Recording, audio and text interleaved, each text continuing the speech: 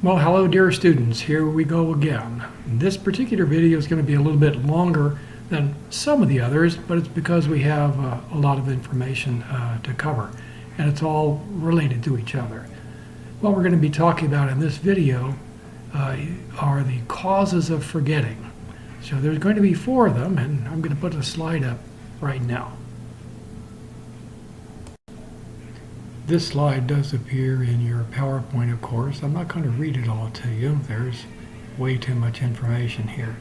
Instead, what I'm going to do is just use it to organize this video. Because first, we're going to talk about encoding failure, number 1. Then we'll talk about number 2, retrieval failure. Then third, amnesia. And finally, interference, or how one memory can interfere with another. So I trust you remember that the first item on the list was encoding failure. In case you've forgotten it, let's take a very quick review at what encoding is and where it takes place. Yes, encoding is there in that blue box, and it describes what takes place between short-term memory and long-term memory.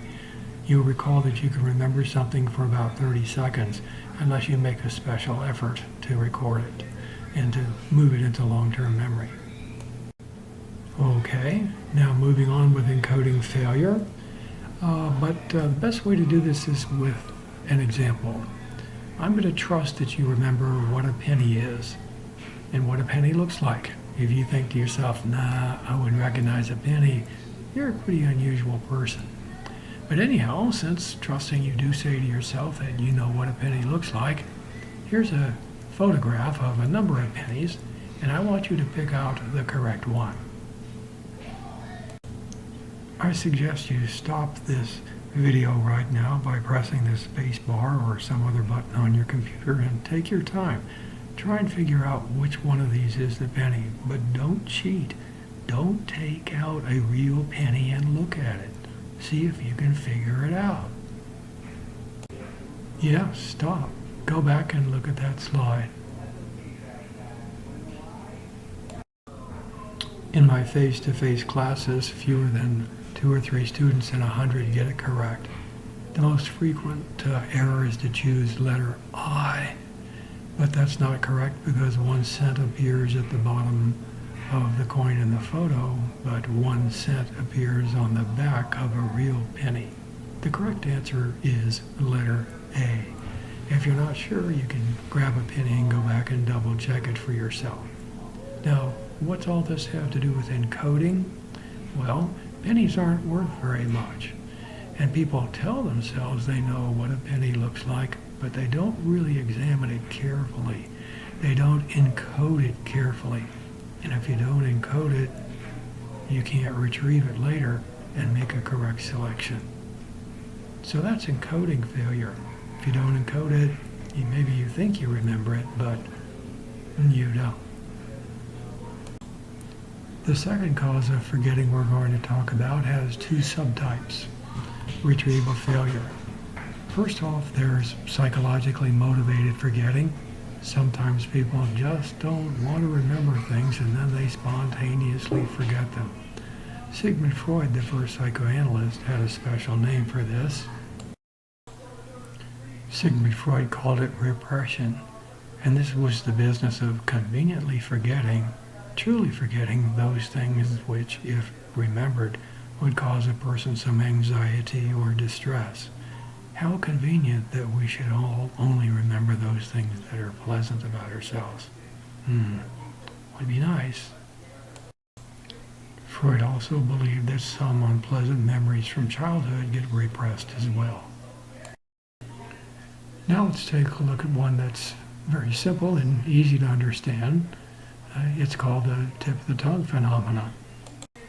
Maybe you've had that experience where there's some word that's right on the tip of your tongue and it just won't come to you. Right now, and for the last 2 days, I've been trying to remember the names of the stars, besides Sheldon, who appeared in the TV show Big Bang Theory. I'm hoping it will come to me soon. It's frustrating. Has this happened to you? All right, and now we're ready to take a look at our third reason that forgetting sometimes takes place, namely where there's a physical cause. Yes, there's number 3 right there on our slide. And as you can see, well, let's look at the details. Yes, a head injury, perhaps from sports or a car accident, can bring about loss of memories. So can old age and dementia, such as Alzheimer's. We have one more situation, and that's interference. This is where one memory can interfere with the recall or retrieval of another memory. And this is a bit complicated, so you're going to want to pay careful attention because we've got 2 subtypes here. The 2 subtypes are mentioned down at the bottom of this slide. They are proactive interference and retroactive interference. We'll talk about what these terms mean in just a moment. Psychologist Hermann Ebbinghaus is famous for first doing this sort of research a long time ago. If you take a look at the second bullet point on the screen, you can see that he invented nonsense syllables, and that's what he memorized rather than ordinary words. And if you look carefully, you can see they always take the form of consonant, vowel, consonant, just as if they were short words. He did this because he found that when he used real words that some lists were easier than others, but that if he only used nonsense words, well then all of his lists would be equally difficult. Along the process, he also discovered what he called the forgetting curve. And so in an odd piece of psychological history, the discovery of the forgetting curve by Hermann Ebbinghaus took place well before the discovery of the learning curve took place by Thorndike. And so now let's take a look at our first type of interference, namely proactive interference. First, we're going to take a look at this word proactive and see what it means here. Pro as a prefix in a word means the same thing as pre, it means before. And so proactive interference means something that you learned beforehand that interferes with something that you have to recall or retrieve later. I've got 2 examples for you. Here's our first example. True story. A long time ago, Dr. Morecook, that's me, learned how to drive a car in the dear old US of A, and of course we drive on the right-hand side of the road. In about the year 1990, I went to England for a week and rented a car. I had 30 minutes to practice in a parking lot driving on the left-hand side, and then I went out on a freeway in downtown London. Do you think that my having learned how to drive on the right-hand side interfered with my ability to drive on the left-hand side? Oh, yes, it did. People were very friendly. Some of them extended a single finger in my direction. I don't think it was a thumb. So let's think about this together. Did my earlier learning, driving on the right-hand side, interfere with my ability to retrieve and use that which I had quickly learned later? Yep, that was proactive interference. Now let's take a look at a second example of proactive interference. This one you may be able to connect to rather quickly, I hope. Many people in this class speak more than one language. Perhaps you learned Spanish as a first language or some other language, and then you learned English later. One day you're talking with someone who only speaks English, and with your mind you're reaching into your bucket of English words to speak. Do you ever accidentally pull a word out of the other bucket? Yep, happens all the time. That language that you learned earlier is now interfering with your ability to retrieve something which you learned later. English. That's a second example of proactive interference. Now let's take a look at a couple of examples of retroactive interference. First, let's take a look at the word retroactive. Retro as a prefix means afterward or later. And retroactive interference is a situation where something that you learned later interferes with your ability to use or recall something that you learned earlier. I've got 2 examples. First example, back to dear old Dr. Bob. That's me and the car situation. So, first off, I learned how to drive in the US of A on the right-hand side of the street. Then I go to England, rent a car, and I successfully learned how to drive on the left-hand side of the street. Then, again, after a week, I come back to the United States. Do you think I found it difficult at times to drive on the right-hand side of the street? You bet. I trended to move left for a while. What happened in that situation is something that I learned later or afterward. Learning how to drive on the left interfered with something I learned earlier, learning how to drive on the right.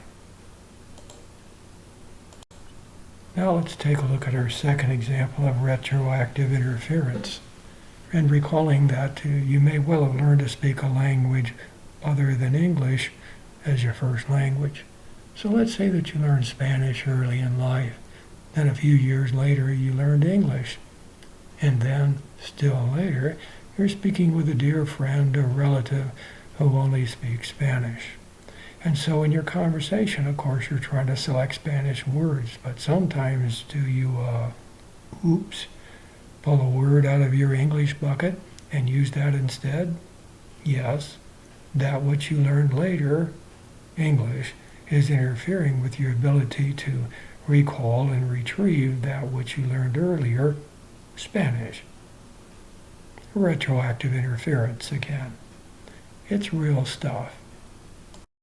And now, because you're my favorite students, I'm going to tell you a true story of a situation where a man lost his life because one set of memories interfered with another. England entered World War II before the United States did. The German submarines were sinking shipping, and it looked like England was going to be starved to death. The United States agreed to lease to England 40 old World War I destroyers for $1 a year. Such a deal. The British sent over a high-ranking official to sign the deal, the First Lord of the Admiralty. We'd call him the Secretary of the Navy. Now, he being an Englishman, of course, he learned to cross the street when he was a little boy. They drive on the other side of the street there. And so as a kiddo, you know that he first looked right and then looked left before crossing the street. Your mother always told you to look both ways before crossing the street, but perhaps you don't always do so. Maybe you just look left, then take one step into the street, and then look right. And what happened was this to him. Getting ready to cross the street in New York City, he looked right, took one step into the street, and was then going to look left and got run over by a bus. That was the end of the First Lord of the Admiralty. And now the question is, of course, which sort of interference was that? Take a moment now and hit the stop button on your computer or whatever and see if you can figure out whether it was proactive or retroactive. Yes, you should be in stop mode right now and figure out your answer. If you said proactive interference, then you got it correct. Now the reason it was proactive was this. First he learned to cross the street in England, look to the right. Then he came to the U.S. and learned to look to the left first. And then it came time to cross the street, and oops, that which he learned earlier acted upon and interfered with that which he learned later. So it was proactive interference. So reviewing, in this video we've taken a look at 4 causes or reasons for forgetting. Perhaps we never encoded it correctly in the first place or carefully. We thought we did. Second, there might be a problem with retrieval. You remember we got to go get it out of long-term memory and bring it back into short-term memory, same as consciousness. There might be something psychological going on, like repression, or it might be right there on the tip of our tongue and just won't come. It's always possible that there might be amnesia with some physical cause, like an accident or an illness. And last, we also just saw a few moments ago that one memory can interfere with another, and then essentially we've forgotten, at least briefly. And ever so briefly, here's our image again of our 3 stages of memory. And here you see where encoding is. If we don't encode something carefully, we never get it into long-term memory, and then we can't retrieve it. Sometimes we just can't get stuff out of long-term memory. We're not able to retrieve it. And sometimes one memory may interfere with another, and then we can't retrieve it when we want to. Well, I hope you've enjoyed this video as much as I've enjoyed making it for you. Take care now and have yourself a great psychology day.